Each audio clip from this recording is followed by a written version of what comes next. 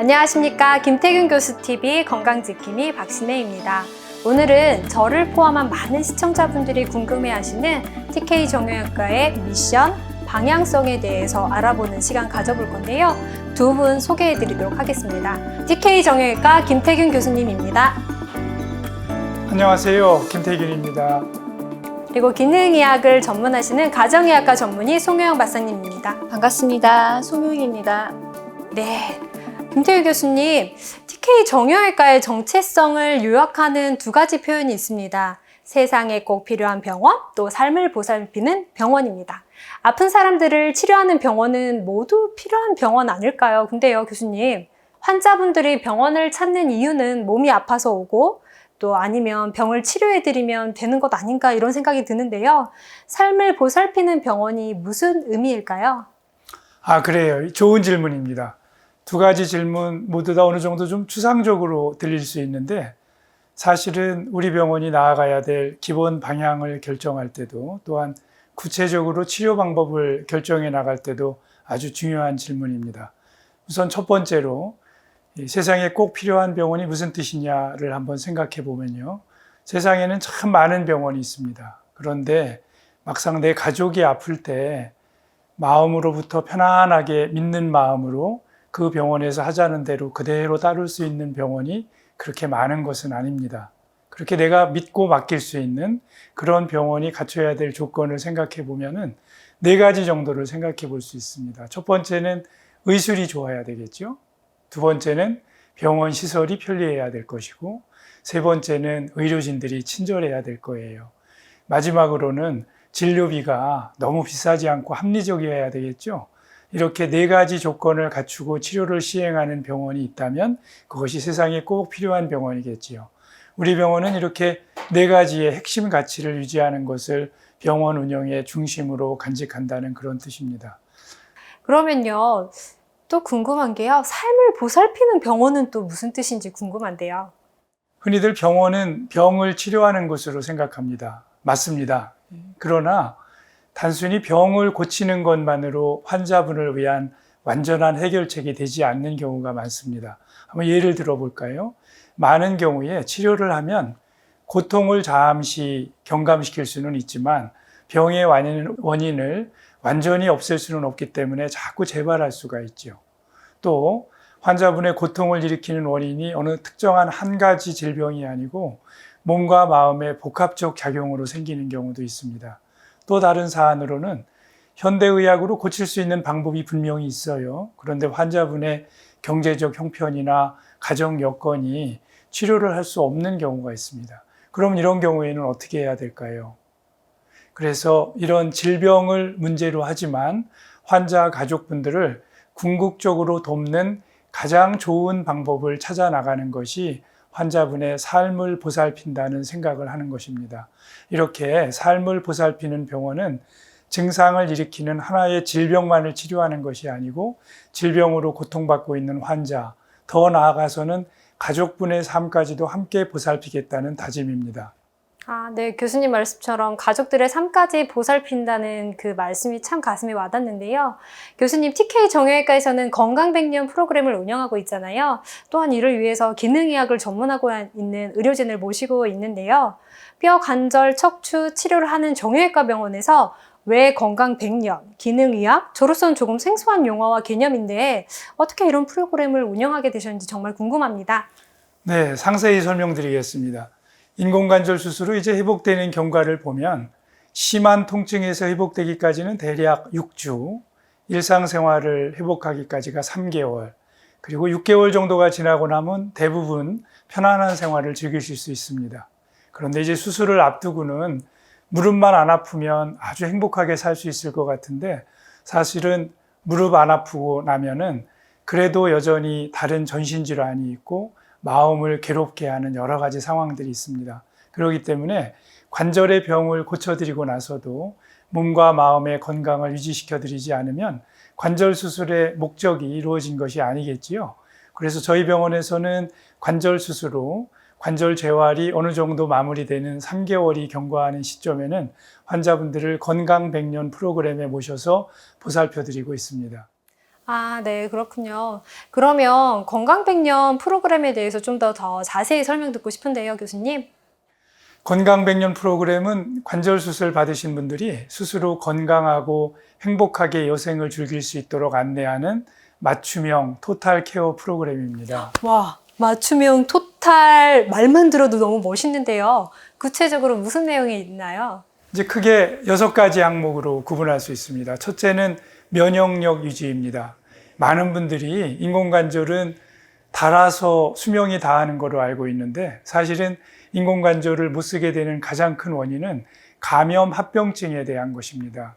이 감염 합병증을 예방하기 위해서는 면역력 유지가 아주 중요하죠. 둘째는 골 건강 유지예요. 나이가 들면은 뼈의 질과 양이 감소하게 되는데 여성의 경우에는 생리가 끝나는 대개 50대부터 급격하게 골다공증이 심해지죠. 이렇게 골다공증이 심해지면은 뼈가 약해져서 인공관절 주변에 골절이 생길 수 있어서 그래서 인공관절을 못 쓰게 되는 겁니다. 그래서 골 건강 유지가 굉장히 중요하죠. 세 번째는 건강한 식습관을 유지하는 것입니다. 그 사람이 누군가는 그가 먹는 것을 보면 알 수 있다라는 말이 있습니다. 건강한 식습관이 아주 중요하지요. 네 번째는 규칙적인 운동 습관이 아주 중요합니다. 인공관절 수술하고 행복에 영향을 미치는 요소 중에서 규칙적으로 운동하는 분들이 훨씬 더 행복하게 웰빙 지수가 높은 것으로 조사된 바가 있습니다. 운동을 꾸준히 하면 근력도 유지가 되고 골 건강도 유지가 되고 신체 유연성도 유지가 되고 심폐기능 유지, 이루 헤아릴 수 없을 정도로 좋은 점이 많습니다. 다섯 번째는 만성질환 관리를 하는 겁니다. 인공관절 수술 받으시는 분들 평균 나이가 70세거든요.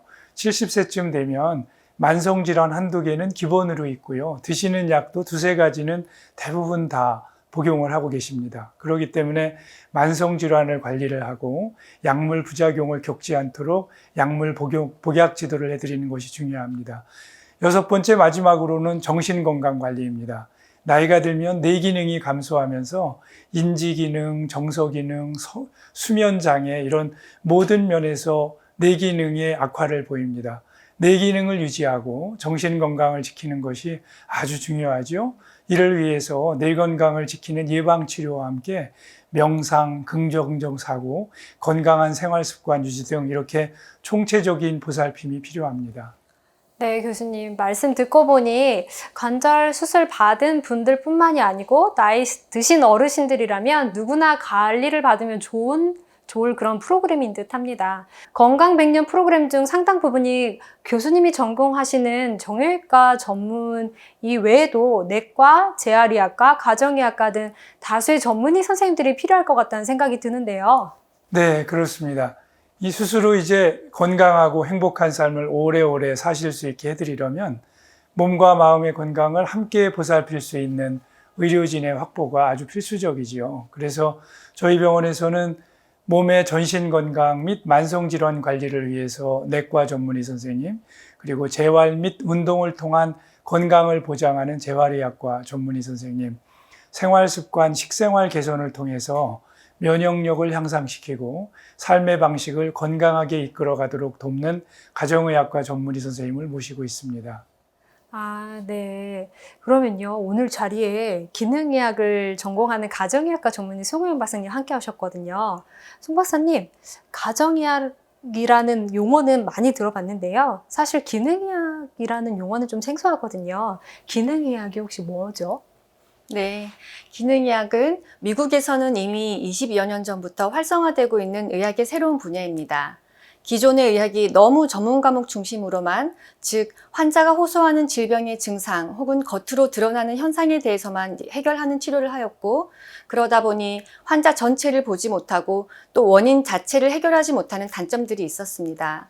감염이나 수술과 같은 급성 질환에 대해서는 기존의 의학이 거의 완벽하게 해결해 왔다고 할 수 있지만, 현대의 만성질환, 예를 들어 생활습관병이라고 불리고 있는 비만, 당뇨, 고혈압, 이상기질 혈증, 심지어 자가면역 질환이나 암들에 대해서도 사실 기존 의학의 접근만으로는 해결하기 어려운 한계점이 많았습니다.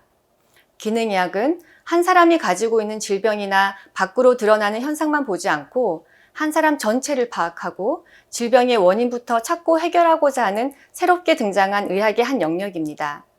진단과 치료의 방법적인 면에서 더 포괄적이면서 전인적이고 환자 중심적으로 접근하는 거죠. 아직 질병은 아니지만 그렇다고 몸이 정상적이지도 않은 단계를 흔히 미병이라고 부르는데요.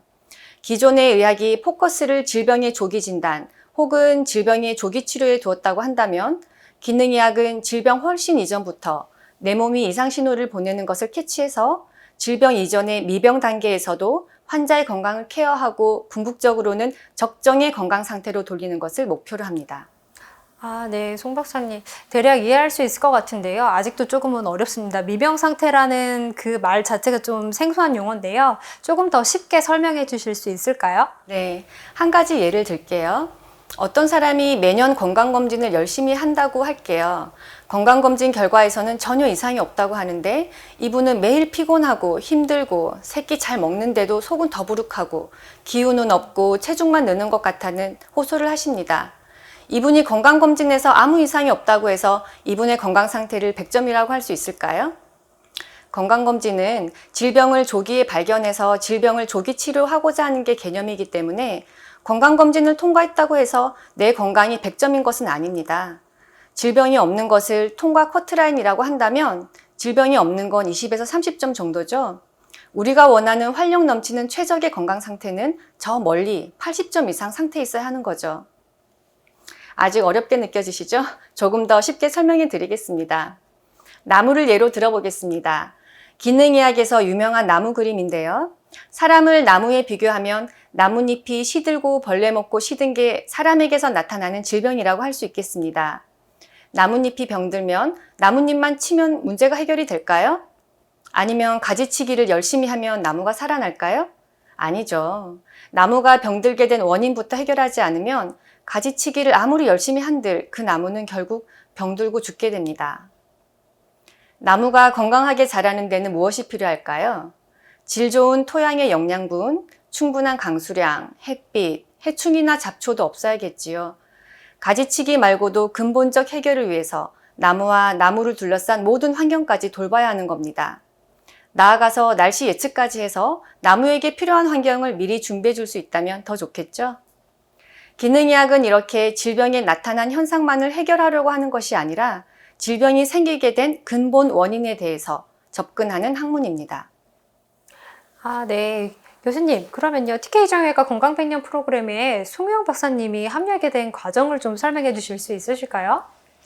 네, 사실 TK 정형외과에서 건강 100년 프로그램은 기능의학을 전공한 송효영 박사님이 합류하기 전에 시작되었습니다. 제가 대학에서 근무할 때부터 수술 후 환자분들을 위한 또는 수술을 받지 않으셨더라도 건강하고 행복한 노년을 보장하는 프로그램을 궁리하고 고민하던 차였지요. 그래서 내과, 신경과, 재활의학과, 정형외과 전문의가 머리를 맞대고 적합한 프로그램으로 만든 것이 건강하게 오래오래 행복하기를 모토로 하는 TK 건강 100년 프로그램을 만들었습니다.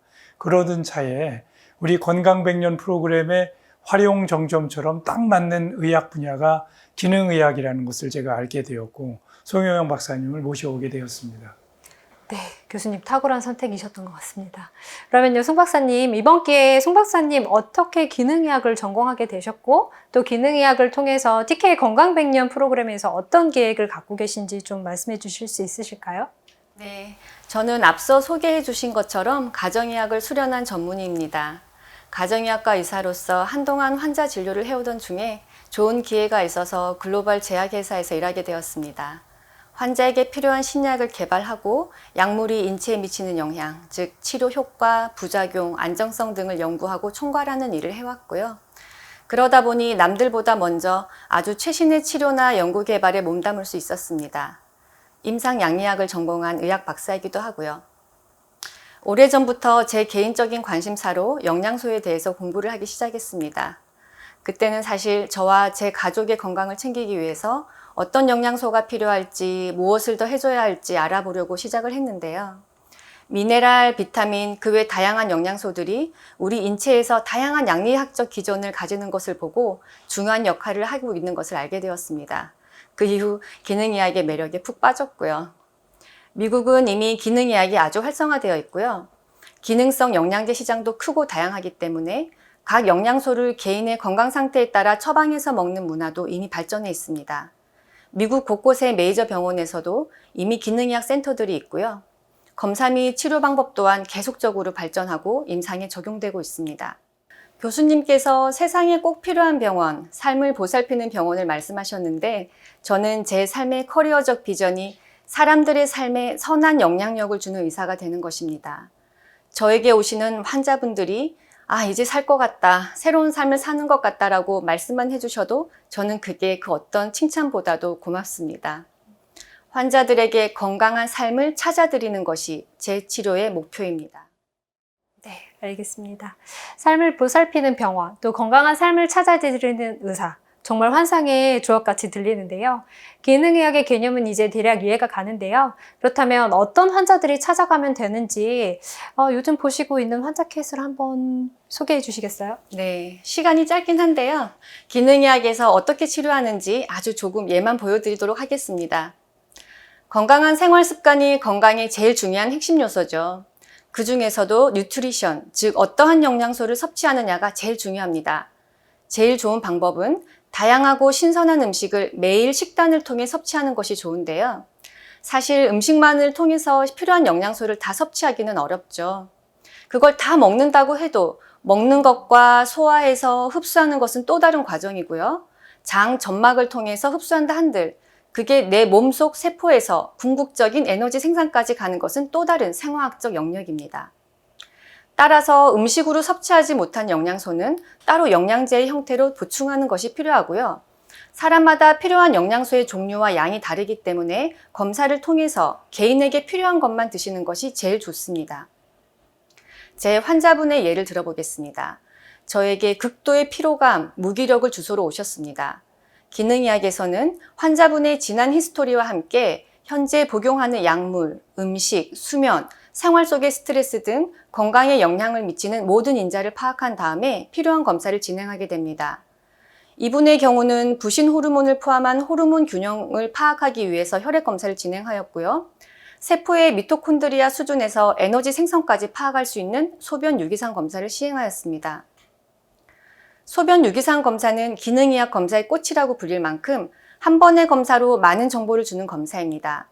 생명 현상의 기초 단계인 대사 과정을 한 번의 소변 검사로 파악할 수 있습니다. 검사 결과에 따라 나에게 필요한 영양소를 확인할 수 있어서 개인 맞춤 영양 치료가 가능한 검사라는 것이 최고의 장점입니다. 이분의 검사 결과지는 거의 책 한 권 수준으로 나왔는데요. 결과지에는 지방산 대사, 탄수화물 대사, 에너지 생성 능력, 세포 DNA 산화 손상, 신경전달 물질 대사, 간 해독 대사, 장내 세균 대사물까지 다 포함되어 있습니다.